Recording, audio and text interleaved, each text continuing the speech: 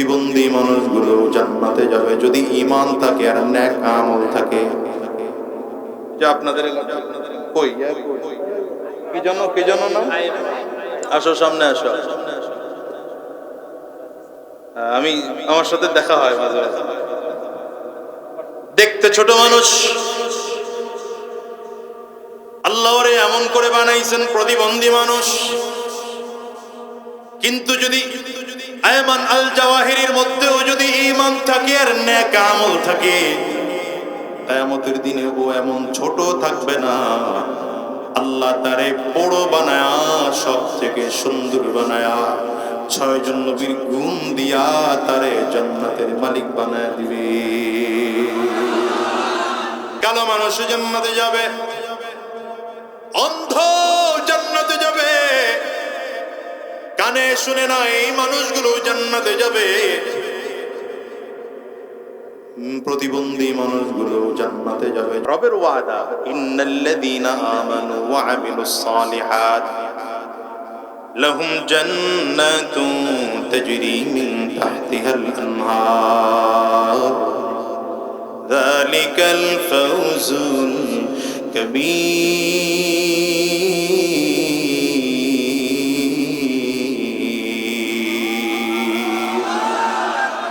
রব বলেন, গোলাম তুই অর্জন 2 গুণ যদি অর্জন করতে পারো, কয় গুণ?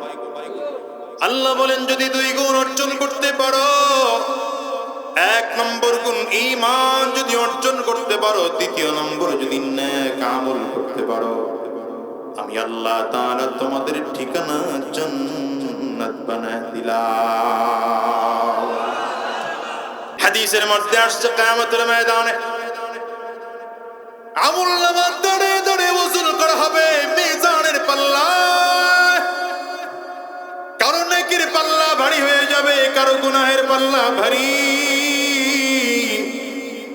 যার নেকির পাল্লা ভারী হয়ে যাবে তো আমলনামা উড়িয়ে দেওয়া হবে, নেক আমলনামা এসে ডান হাতের মধ্যে লেগে যাবে, বদ আমল হলে বাম হাতে লেগে যাবে। ডান হাতে যখন কারো আমলনামা লেগে যাবে, জিবরিল আমিন ঘোষণা দিবেন, কদ সাআদা সাআদান লা ইয়াশকা বা'দাহু আবাদা। আজকের দিনে মানুষের কপাল খুলে গেল, জীবনে কোনোদিন এই মানুষটার কপাল আর খুলবে না।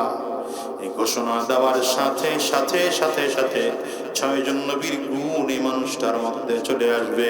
হাদিস বলেন এই মানুষের আমলনামা যখন ডান হাতে আসবে, জিবরিল আমিন যখন এই ঘোষণা দিবেন, পয়গম্বর আদম আলা নবিয়িনা আলাইহিস সালামের মতো লোকটা লম্বা হয়ে যাবে, হযরত ইউসুফ আলাইহিস সালামের মতো লোকটা সুন্দর হয়ে যাবে, হযরত মুসা আলাইহিস সালামের মতো লোকটা শক্তিশালী হয়ে যাবে, হযরত ঈসা আলাইহিস সালাতু ওয়াস সালামের মতো এই লোকটার দেহের গঠন হবে, হযরত দাউদ আলাইহিস সালাতু ওয়াস সালামের মতো লোকটার কণ্ঠ হয়ে যাবে, আখিরি নবী মুহাম্মদুর রাসূলুল্লাহ সাল্লাল্লাহু আলাইহি ওয়াসাল্লামের মতো লোকটার আখলাক হয়ে যাবে। রাসূল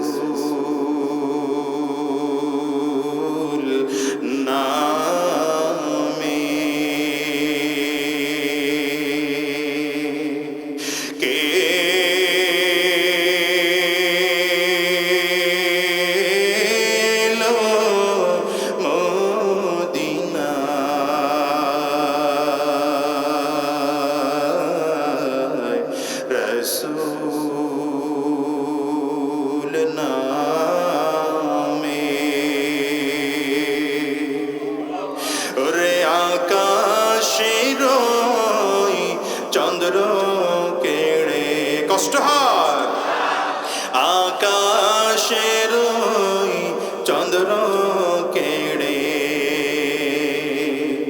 ওকে আনলো মদিনা।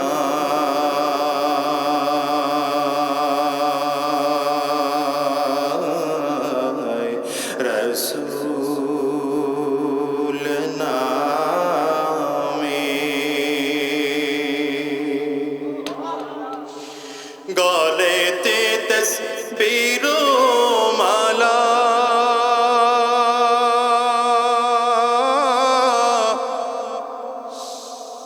একটু জিকির করেন, লা ইলাহা ইল্লাল্লাহ।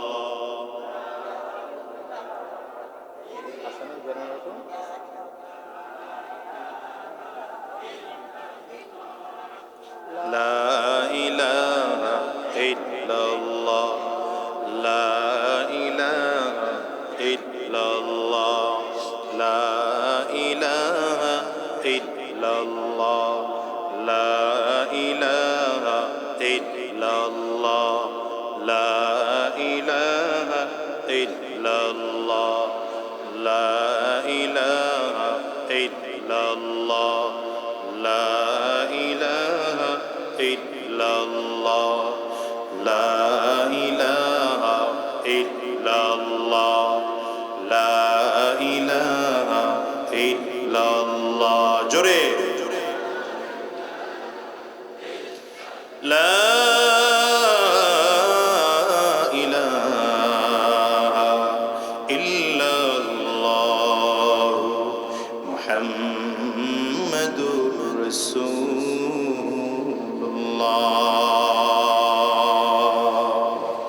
সাহাবী এসে আমার নবীর সামনে দাঁড়িয়ে গেলেন, পয়গম্বর আমি অত্যন্ত কালো মানুষ, আমি কালো মানুষ, আমার শরীর থেকে দুর্গন্ধ আসে, আমাকেও কি আল্লাহ তাআলা জান্নাতে দিবেন?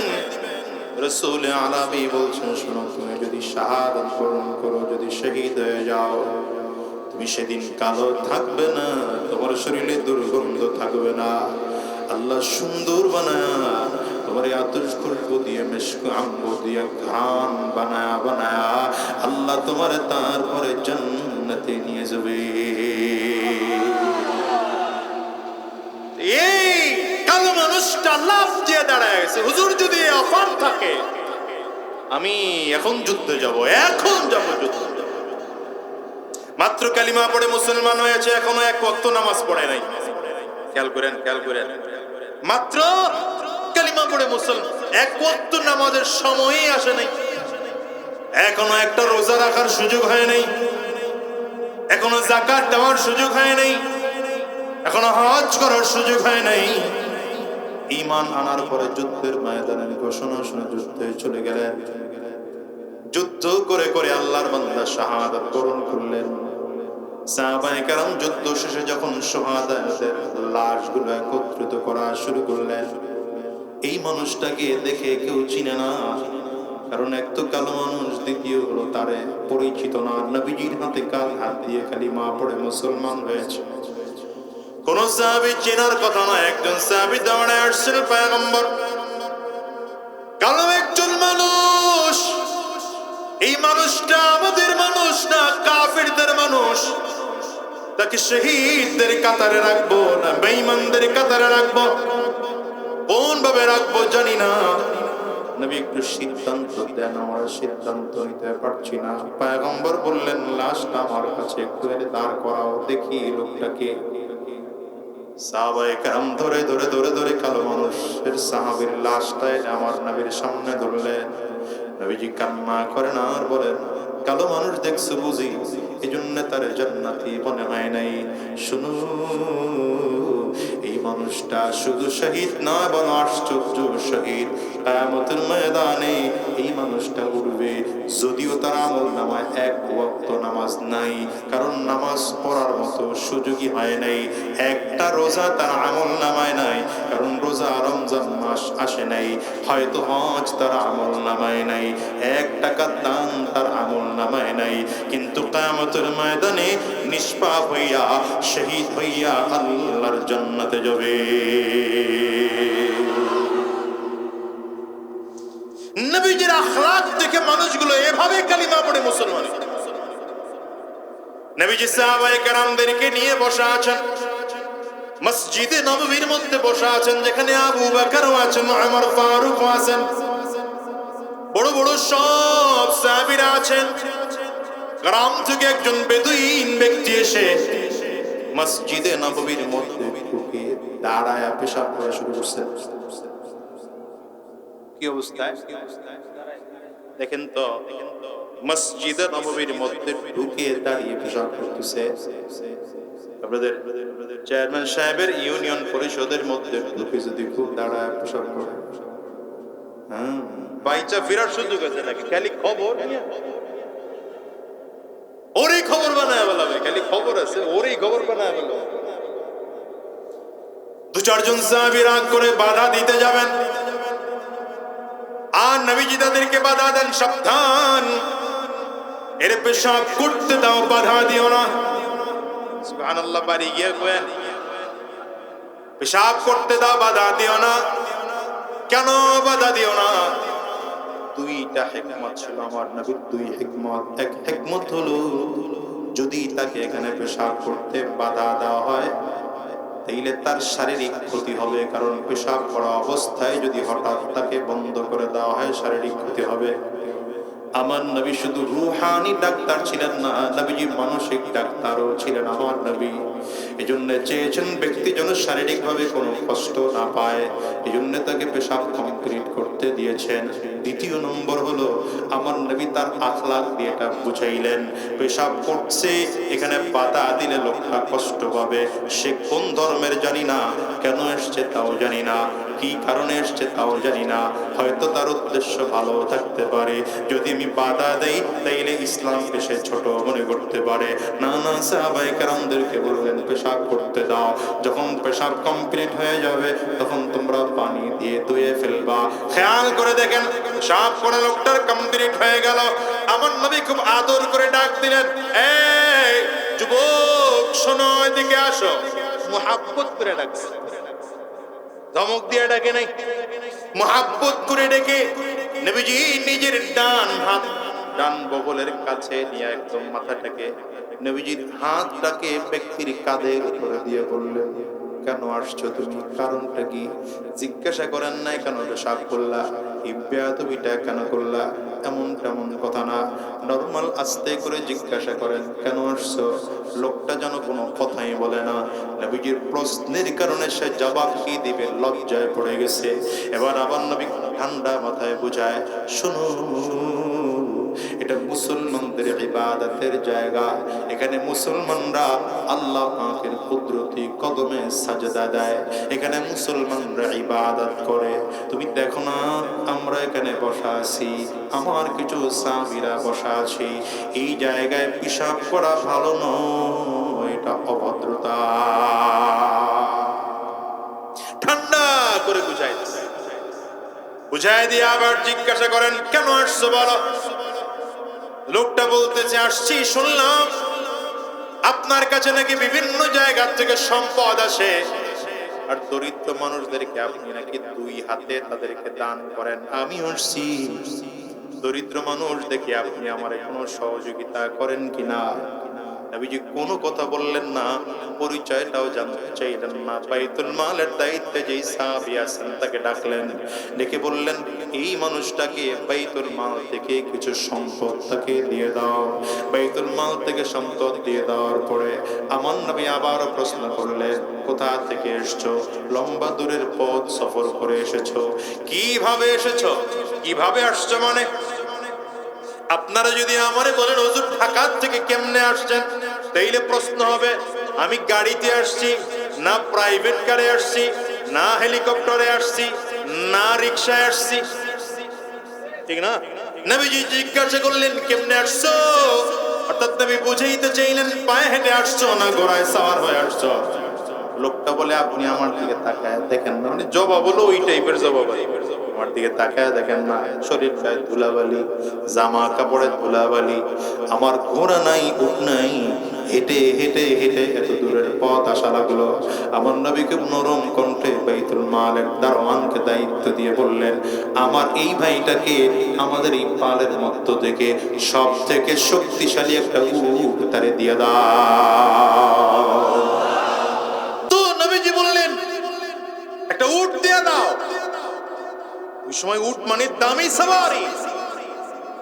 নবীজি আবার ওটাকে বললেন, উট তো দিলাম, চাইতে পারবা, কাজবাজ কি করো, জমি টমি আছে, চাষাবাদ করতে পারো, সন্তান নিয়ে টিয়া কিছু খাইতে পারো। দেখছেন নবীজির আখলাক। লোকটা বলছেন, না আমি দিন আনি দিন খাই, যেদিন কাজ করতে পারি সেদিন খানা বাসায় আনি, বাচ্চারাও খায়। যেদিন কাজ করতে পারি না ওই দিন খাইতে পারি না। নবীজি বললেন, তাহলে কাজ করো, আমাদের না পালের মধ্যে কিছু ছাগল আছে, আমার এই ভাইটাকে কিছু ছাগল দিয়ে দাও, বকরি দিয়ে দাও, আর কিছু না হলে অন্তত বকরির দুধ দহন করে বাচ্চাদেরকে খানা খাওয়াতে পারবে। লোকটা তাকায় তাকায় চিন্তা করতেছে, আচ্ছা আপনার কাছে কি মনে হয় একটা মানুষ এই মজলিসে ঢুকে পেশাব করে দিল, হ্যাঁ, তার সাথে বাজে আচরণ না করে তাকে সম্পদ দিয়ে দিলাম, তাকে উট দিয়ে দেওয়া হলো, তাকে আবার ঘরের খাবারের জন্য আরো কিছু বকরি দিয়ে দেওয়া হলো। লোকটা তাকায় তাকায় নবীজির দিকে দেখছে, এই মুহাম্মদ, একে মক্কার কাফির ও মুশরিকরা পাগল বলে, এর জাদুকর বলে, এর গণক বলে, এর কবি বলে, না হয় না। হাত বাড়িয়ে দিয়েছেন, মুহাম্মদ কালিমা পড়িয়ে দাও, মুসলমান হয়ে যাও।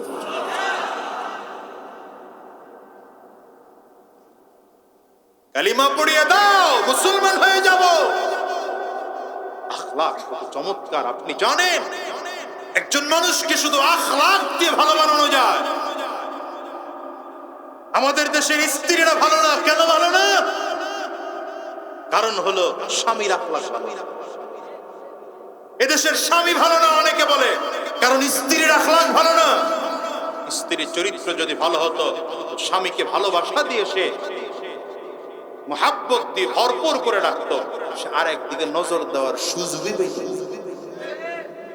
এটা ঠিক জোরে বলবেন না তো? জন্য পর্দার আড়ালে মা বোন যারা আছেন তাদেরকে বলবো, আখলাক ওয়ালা হন মা, আখলাক ওয়ালা হন। যার চরিত্র নাই সে মানুষ না। বলেন বলেন না, বলেন না। একজন মানুষের যদি চরিত্রই না থাকে, তার জীবনের আছে কি বলে? টাকা দিয়ে সম্মান পাওয়া যায়, ক্ষমতা দিয়ে সম্মান পাওয়া যায়? পাওয়া যায় না, পাওয়া যায় না। টাকা দিয়ে সম্মান পাওয়া যায় না। টাকা দিয়ে সম্মান হয় সাময়িক সম্মান, ক্ষমতার সম্মান হয় সাময়িক সম্মান। আর যদি কারো চারিত্রিক ভালো থাকে, চরিত্র যদি কারো ভালো থাকে, তা স্থায়ী সম্মান। এই জন্য চরিত্রটাকে ভালো করা, আখলাকটাকে ভালো করা। মিথ্যা ছেড়ে দেন, সুদের কারবার ছেড়ে দেন, পরের হক নষ্ট করা বন্ধ করে দেন। জমিনের মধ্যে ধান লাগাতে গিয়েছে, কি বলে জানো এটা কি কয়? হ্যাঁ, আইল কাটা বন্ধ করে দেন, আইল কাটা বন্ধ করে। হ্যাঁ, ব্যবসায় ওজনে কাম দেওয়া বন্ধ করে দেন। টাকা পেয়ে পেয়ে সুদের ব্যবসা আর ঘুষের ব্যবসা করা বন্ধ করে দেন। চরিত্র নষ্ট হয়, মনে রাখবেন। হারাম খেয়ে কখনো চরিত্র ভালো। আপনি হারাম খেয়েছেন, জীবনে চরিত্র আপনার ভালো হবে না। চরিত্র ভালো হওয়ার জন্য এক নম্বর হালাল ইনকাম।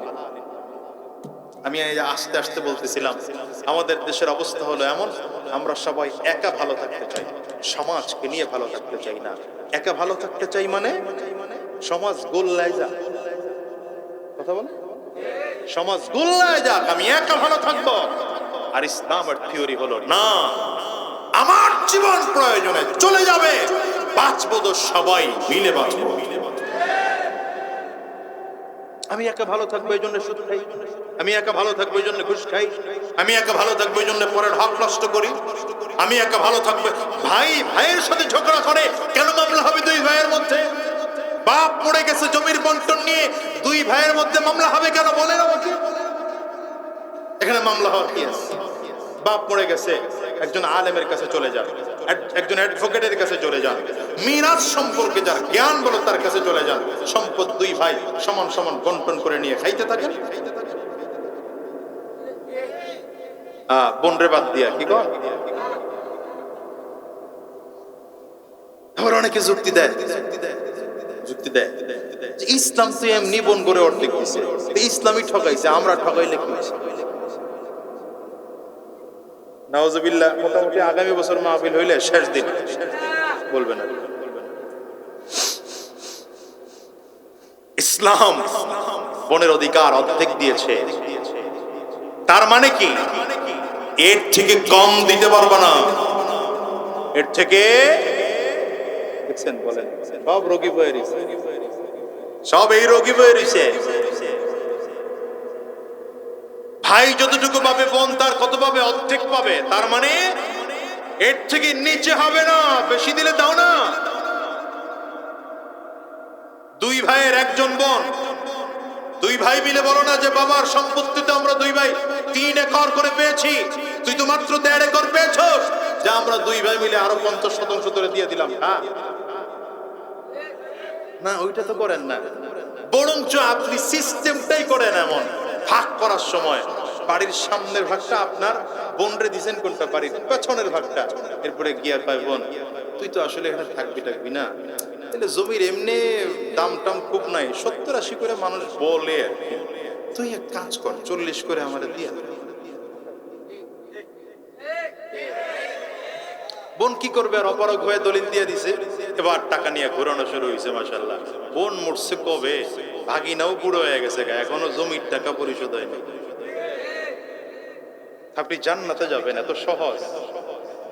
আপনি নিজের মুসলমান মনে করেন? হাজী সাহেব বলেন আপনি আপনারে, হ্যাঁ আপনি আপনাকে বিশাল বড় বুজুর্গ মনে করতেছেন, নামাজ পড়ে পড়ে কপালে দাগ ফেলায় দিছেন,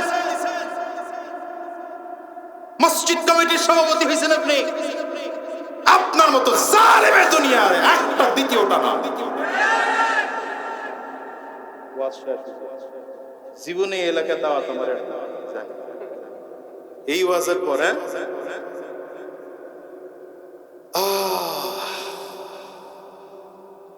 لقد كان لكم في رسول الله أسوة حسنة لقد كان لكم في رسول الله أسوة حسنة رب আবার বলেন وإنك لعلى خلق عظيم।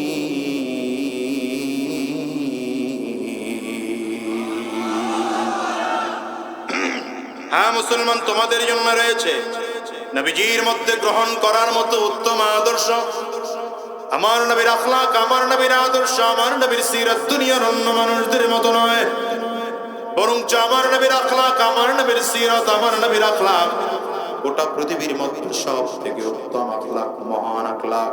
আল্লাহ নিজে পরিচয় করিয়েছেন ওয়া ইন্নাকা লাআলা খুলুকিন আযীম। সুতরাং আমার নবীর আদর্শ গ্রহণ করো।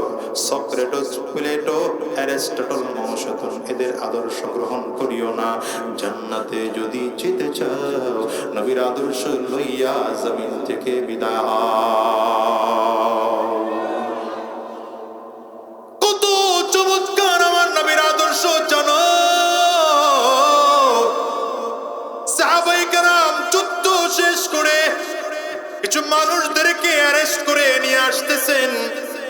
আগের যুগের একটা অবস্থা ছিল, যখন কাফেররা পরাজয় বরণ করত, যেই দল যুদ্ধে পরাজয় বরণ করত সেই দলের মানুষদেরকে এনে হাটে বিক্রি করে দিত গোলাম বান্দি হিসেবে। এমন করেই কিছু মেয়ে, কিছু ছেলে এদেরকে অ্যারেস্ট করা হয়েছে। কিছু মেয়ে আর কিছু ছেলেকে অ্যারেস্ট করা হয়েছে। মসজিদে নববীর সামনে এনে তাদেরকে বেঁধে রাখা হলো। আবার নবীজি এদেরকে দেখতেছেন, এর মধ্যে কয়েকটা মেয়ে ছিল। এর মধ্যে একজন যুবতী মেয়ে, চেহারাটা অত্যন্ত ভালো, কিন্তু পোশাকটা ছিঁড়ে গিয়েছে। পোশাকটার থেকে শরীরের বিভিন্ন অবয়ব আকৃতি ফিরে আসতেছে। আমার নবী লজ্জায় মাথা অবনত করে ফেললেন। নিজের চাদরটা শরীর থেকে খুলে সাহাবীর হাতে দিয়ে বললেন, সাহাবীরে নাও, আমার এই চাদরটা নিয়ে মেয়েটার গায়ে দিয়া বোরকা পরায়া তার শরীরের আকৃতিটা ঢেকে দাও। এই দৃশ্য দেখে সাহাবায়ে কেরাম তো কান্না শুরু করেছেন। হায়রে কি আফসোস, আমরা নবীরা তো কাছের মানুষ, কাছের সাহাবী, নবীজির একটা চাদরের বরকত আমরা পাইলাম না। অথচ এই মেয়েটা কোথা থেকে আসছে? সে অমুসলিম, অথচ সে তো নবীজির চাদরের বরকত পেয়ে গেছে। কারণ যেই চাদরটা নবীজির শরীরে লেগেছে সেই চাদরটার বরকত বাবা অন্যান্য চাদরের মতো নয়। হ্যাঁ হ্যাঁ, যে টুপিটা আমার নবীজির মাথায় ছিল সেই টুপিটার বরকতটাও কাপড় ছিল, কিন্তু টুপিটার বরকত আলাদা। আজ এই জিনিসটা নবী সাওয়ার হয়েছেন, সেই সাওয়ারের বরকত আলাদা। যেই বিছানায় নবীজির খোলা শরীর লেগেছে, সেই বিছানার বরকত আলাদা। এজন্য নবীজির বিবি উম্মে হাবিবা রাদিয়াল্লাহু আনহা নবীজির বিবি ছিলেন আবু সুফিয়ানের মেয়ে। আবু সুফিয়ান একবার মেয়েকে দেখতে আসছে, মাঝে মাঝে দেখতে আসতো আবু সুফিয়ান। কে আবু সুফিয়ান? মক্কার কাফিরদের লিডার। পরবর্তীতে কালিমা পড়ে মুসলমান হয়েছে, কিন্তু তখনও কালিমা পড়ে মুসলমান হয় নাই। মেয়ে দূর থেকে তাকায় তাকায় দেখতেছেন বাবা আসতেছে।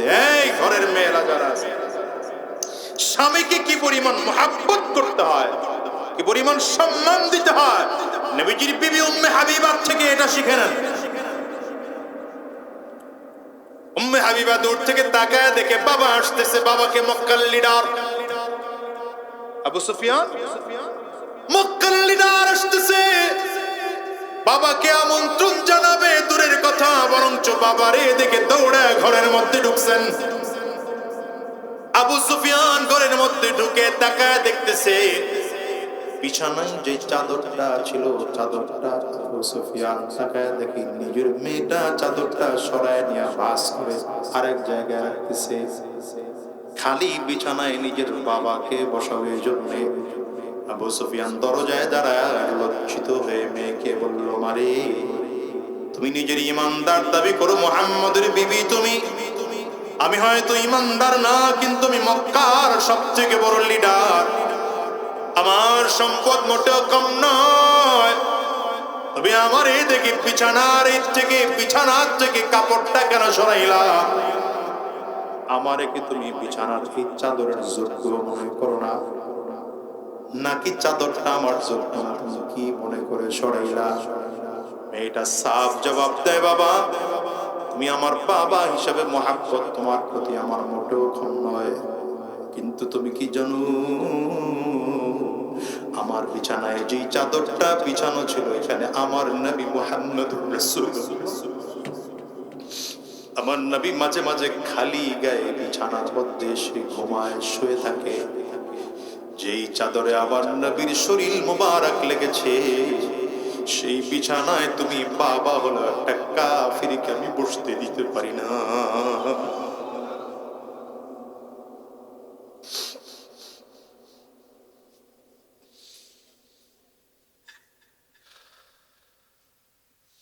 আমার দেশের মা বোনদেরকে বলি, স্বামীর প্রতি যত্নশীল হন, স্বামীকে ইজ্জত দিতে শেখেন, স্বামীকে গোলাম মনে করেন না। স্বামীর আপনি বাদশা বানান তো আপনি রানী হতে পারবেন, স্বামীর গোলাম বানাবেন তো আপনি বান্দি হয়ে থাকবেন। কেমন ইজ্জত দিতে হয়? বাবা আসছে, মক্কার সব থেকে বড় লিডার, ক্ষমতাওয়ালা, সম্পদওয়ালা, কিন্তু বাবারে নবীজির বিছানায় বসতে দেওয়ার যোগ্য মনে করেন নাই। তখন সাহাবায়ে কেরামরা কান্না করতেছেন, নবীজির একটা চাদর আমার শরীরে পাওয়া, এটা আমার জন্য কত বরকতের, কিন্তু নবীজির এত কাছে কাছে থেকে আমরা পাইলাম না। কিন্তু এই মেয়েটা কে এমন মেয়ে, যে মেয়েটা নবীজির নিজের চাদর গায়ে নিতে পারলো? আমার নবী মেয়েটার পরিচয় জানতে চাইলেন। মেয়ে বলছেন, মুহাম্মদ আপনি আমারে চিনেন নাকি? বলে, না তোমারে চিনি না। বলে, আমি হলাম হাতেম তাইর মেয়ে। হাতেম তাই জানেন আপনি বিখ্যাত দানশীল ছিলেন। আমার নবী বললেন, হ্যাঁ তোমার বাবার নাম তো অনেক শুনেছি, তোমার বাবা অনেক বিশাল বড় দানশীল ছিল, তোমার বাবার একটা চমৎকার আখলাক ছিল, মানুষকে দান করা, মানুষের উপকারের জন্য আসা। তো তুমি আমার যারা তোমাকে বন্দি করে এনেছে তাদেরকে বলো নাই, তুমি একাই কে আটক হয়েছ? বলে, না আমি একা আটক হই নাই, আমার ভাই আদি নামে সেও ছিল, সেও আটক হয়েছে। সে কিভাবে হোক পালাতে পেরেছে, আমি পালাতে পারি নাই, মেয়ে মানুষ। নবী বললেন, যাও মা, তোমার বাবার দানশীল এই আখলাকের কারণে আমি তোমাকে মুক্ত করে দিলাম। মেয়েটা বলছে, মুহাম্মদ আমি একা যাব না, আমি একা মুক্ত হতে চাই না, যদি আমারে মুক্তি দিতে হয় তাইলে আমার বান্ধবী সবাইরে মুক্তি দেয়া লাগবে। নবীজি বললেন, তোমার বাবার মধ্যে যে গুণ আছে, তুমিও তোমার বাবার মেয়ে, তোমার মধ্যেও তেমনই গুণ আছে।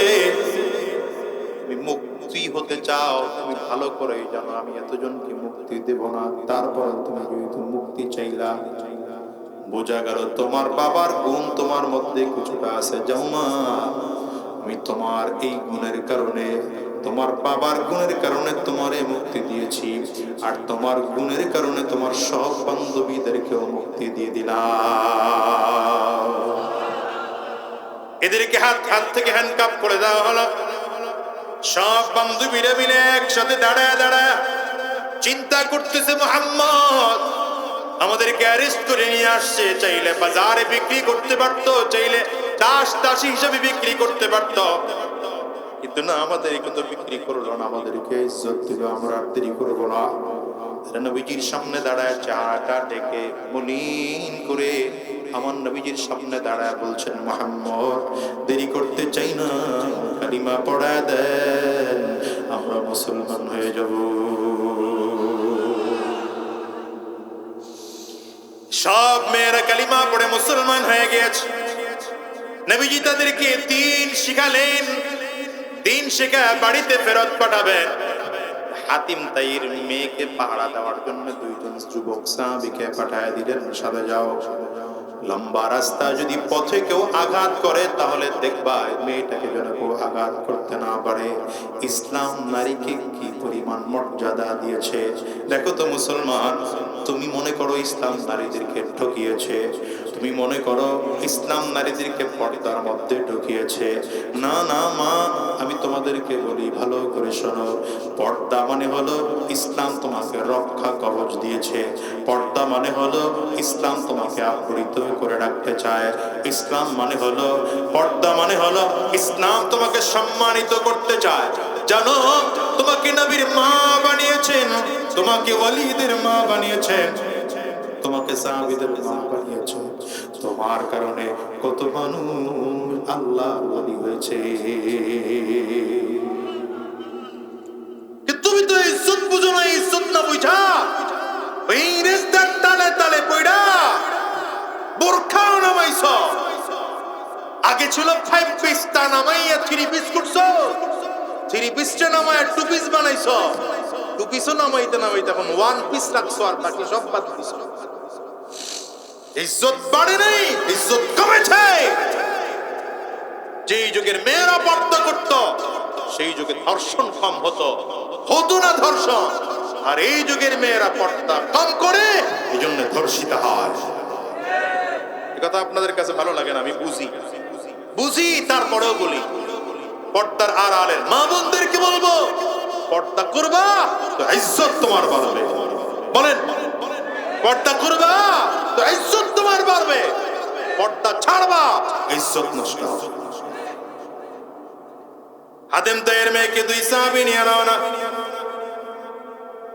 একদম বাড়িতে পৌঁছায় দিয়ে আসছে।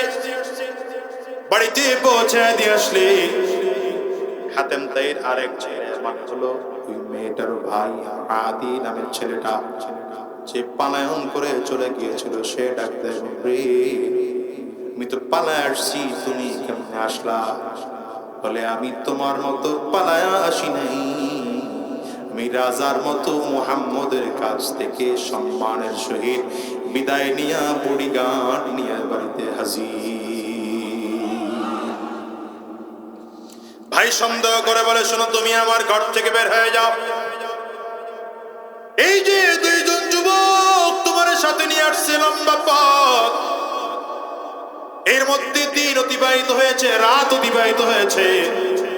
এই যুবকরা না জানি তোমার দিকে কতবার খারাপ দৃষ্টিতে তাকিয়েছে, না জানি কোন যুবকের সাথে তুমি কোনো খারাপ সম্পর্কে লিপ্ত হয়েছ। আমার তো সন্দেহ হয় তুমি নাপাক হয়ে আমার বাড়িতে আসছো। না না বোন, তোমার বাড়ি, আমার জায়গা তোমার বাড়িতে নয়, তোমাকে আমার বাড়িতে জায়গা দেব না, ঘর থেকে বের হয়ে যাও। এই যুবককে আমি বিশ্বাস করতে পারি না। মেয়েটা ডাক দেয়, ভাই রে, তুমি যুবক যুবকদেরকে চিনো না, তাই বাজে মন্তব্য করো। যুবকদের মূলকে তুমি কি জানো? যিনি আমার ইজ্জত রক্ষার জন্য চেষ্টার ফিকির করেছে, যিনি আমার ইজ্জত রক্ষার জন্য নিজের শরীরের চাদরটা আমাকে দিয়ে দিয়েছে, তিনি মুহাম্মদুর রাসূলুল্লাহ। আর এরা মুহাম্মদুর রাসূলুল্লাহর সাহাবী। আমার নবী কারো চরিত্র নষ্ট করতে পারেন না। নবীজির সাহাবী যারা তারাও কারো চরিত্র নষ্ট করতে পারে না। চলো, এই দুইটা ভাই আমার দিকে খারাপ দৃষ্টিতে তাকাবে তো দূরের কথা। আমি প্রথম যদিও ভয় পেয়েছি, কিন্তু দুইজন যুবক আমাকে অভয় দিয়েছে। বড় টেনশন করো না, আমরা মুহাম্মদুর রাসূলুল্লাহর হাতে হাত দিয়ে কালিমা পড়েছি, আখলাকটাকে এত ভালো বানিয়েছি, খারাপ নজর দেওয়ার আগে আল্লাহর ভয় করে যায় এসে ধাক্কা লাগায় দেয়। ভাইটা বলে তাই নাকি? বলে হ্যাঁ। বলে এমন আখলাকওয়ালা মানুষ হওয়া যায়, মুহাম্মদের কাছে গেলে এমন আখলাকওয়ালা হওয়া যায়? বলে হ্যাঁ। তাইলে আমার আর বসায় রেখে লাভ কি? চল আবার নিয়ে চল। আল্লাহু আকবার বলেন না। দুইজন মিলে একসাথে নবীজির দরবারে আবার এসে হাজির। মেয়েটা দাঁড়ায় বলে, নবী গো, আমারে আপনি চিনছেননি? আমারে আপনি চিনলেন? বলে না না, তোমারে তো চিনি নাই। বলে হুজুর, আমি ওই মেয়েটা যাকে আপনি চাদর দিয়েছিলেন, এবার আমি একা আসিনি, আমার ভাইটাকে ওর সাথে ঘুরে নিয়ে আসছি। আমার ভাইও কালিমা পড়ে মুসলমান হয়ে যাবে। ও মুসলমান, এবার ওই মানুষটা মনে আছে কিনা, যারে আমার নবীজি সম্পদ দিয়েছে, যারে আমার নবী উট দিয়েছে, যারে আমার নবী কিছু বকরি দিয়েছে, যে আমার নবীর মসজিদে নববীতে এসে পেশাব করে দিয়েছিল, এবার সে বাড়িতে দিকে রওনা করেছে। এলাকায় যাইয়া কয়, শোন, তোরা কেউ মানুষ না, মানুষ যদি হতে চাও, তাহলে মদিনায় একজন মানুষ আছে, মুহাম্মদুর রাসূলুল্লাহ। চিল্লা বলেন না, চিল্লা বলেন না, সাল্লাল্লাহু আলাইহি ওয়াসাল্লাম। দেখরে, আমিও তো মানুষ ছিলাম না, আকৃতি কত দিক থেকে হয়তো মানুষ, কিন্তু অরিজিনালে আমি মানুষ ছিলাম না। মুহাম্মদুর রাসূলুল্লাহ আমারে মানুষ বানায় দিয়েছে, তার আখলাক আমাকে মানুষ হতে বাধ্য করেছে। আয় রে, তোরা আর মানুষ থাকিস না, তোরা মুহাম্মদের হাতে হাত দিয়ে কালিমা পড়ে মুসলমান হয়ে যা, মানুষের মতো মানুষ হয়ে যা। এই লোকটা গিয়ে এলাকায় দাওয়াত দিতে শুরু করেছে। এক এক করে করে দাওয়াত দিয়ে 300 লোকের বিশাল এক কাফেলা লইয়া আবার মদিনার দিকে রওনা করেছে। আজকে মসজিদে নববীর পেটের বারান্দায় দাঁড়ায় ডাক দিয়েছে, নবী গো, আপনি আমারে চিনেননি? সেই মানুষ, যেই মানুষটা কিছুদিন আগে আইসা আপনার মসজিদে পেশাব করে দিয়েছিলাম। হুজুর, আজকে আর আমি মানুষ নয়, এখন আমি মানুষ। যদি আপনি আমার অনুমতি দেন তাইলে ঢুকবো, নয় তো ঢুকবো না। আমার নবীজি অনুমতি দিলেন। এবার আমার নবীর সামনে দাঁড়ায় এই মানুষটা বলেন, আমি আপনার আদর্শে ভক্ত হয়ে গেছি, আপনার কাছে কিছু অমানুষ নিয়ে আসছি, এগুলারে আপনার আদর্শ দিয়া কালিমা পড়ায় মুসলমান বানায়, মানুষের মতো মানুষ বানায় দেন।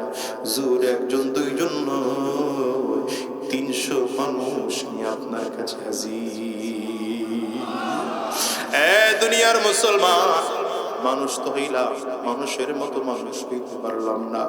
হয়তো মানুষের আকৃতি কত দিক থেকে, 2টা চোখ আছে, মানুষের মতো হয়তো জবান আছে, মানুষের মতো দেখতে হয়তো 2টা হাত আছে, মানুষের মতোই হয়তো দেখতে 2টা পা আছে, কিন্তু আসলে আমরা মানুষ হতে পারি নাই। নবীজির আদর্শ গ্রহণ না করলে মানুষ হওয়া যায় না, কোরআনের পথে না চললে মানুষ হওয়া যায় না, সুন্নাহ অনুযায়ী নিজের জীবন সাজাতে না পারলে মানুষ হওয়া যায় না, মানুষ হয়ে মরতে না পারলে জাহান্নাম ছাড়া কোনো উপায় নাই। মানুষের মতো মানুষ হও, আখলাকওয়ালা হও, নবীর আদর্শের কাছে আসো। দেখো তো তুমি কেমন একজন মানুষ, এখনো ঘুষের ব্যবসা ছাড়তে পারো নাই, সুদের ব্যবসা ছাড়তে পারো নাই, হারাম রাস্তা ছাড়তে পারো নাই, অন্যের হক নষ্ট করা বন্ধ করতে পারো নাই। কেমন মানুষ তুমি বলো, তোমার মধ্যে পশুর মধ্যে কোনো পার্থক্য নাই। এই জন্য অনুরোধ করে যাই রে বাবা, আজকের ময়দানে আল্লাহ তাআলা আমাদের যাদেরকে নিয়ে আসছে, আমরা সবাই মানুষের মতো মানুষ হব। বলেন মানুষের মতো মানুষ হব। কেন বলি বলেন তো? কয়দিন দুনিয়ায় থাকবো বলেন না? আজ আছি আগামীকাল দুনিয়ায় থাকবো এমন গ্যারান্টি নাই, বরঞ্চ দুনিয়াতে আসার সিরিয়াল আছে বাবা, যাওয়ার কোনো সিরিয়াল নাই।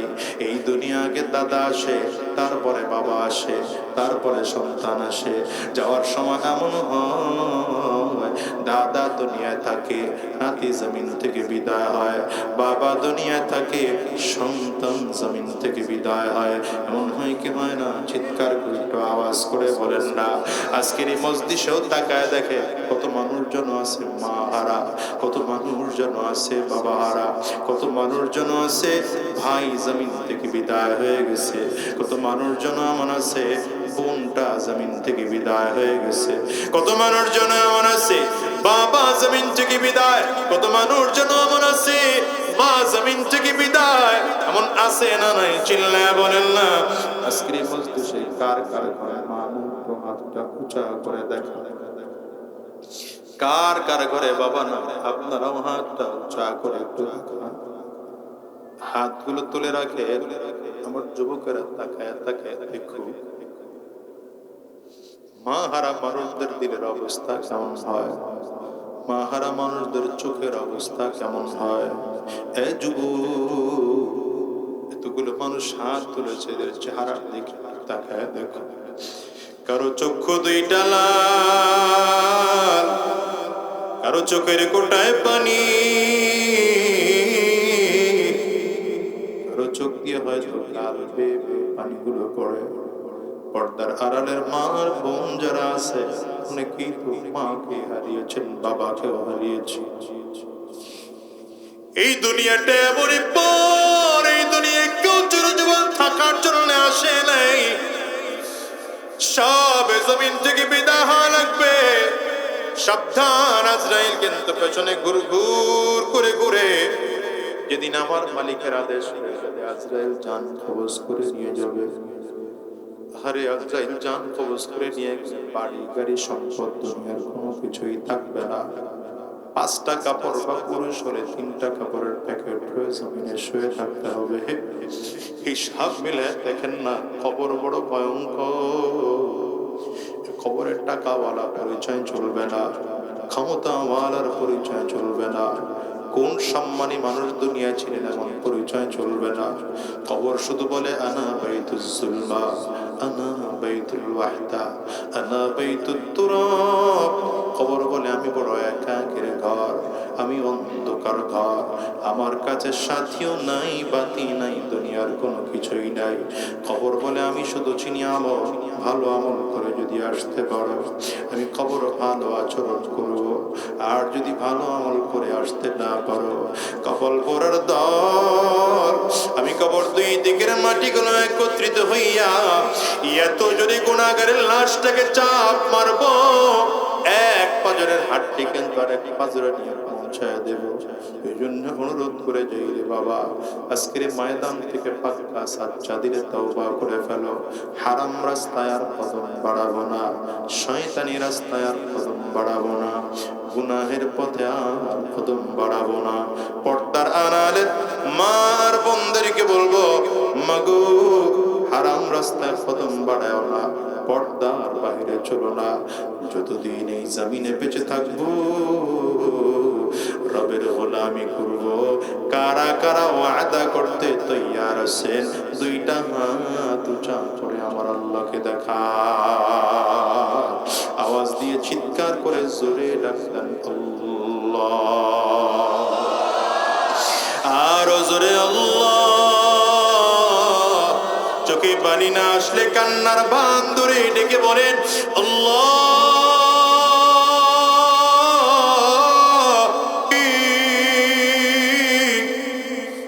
যতজন গোলাম আমরা 2টা হাত উঁচু করলাম, তুমি তাকায় দেখো সবার চোখে পানি।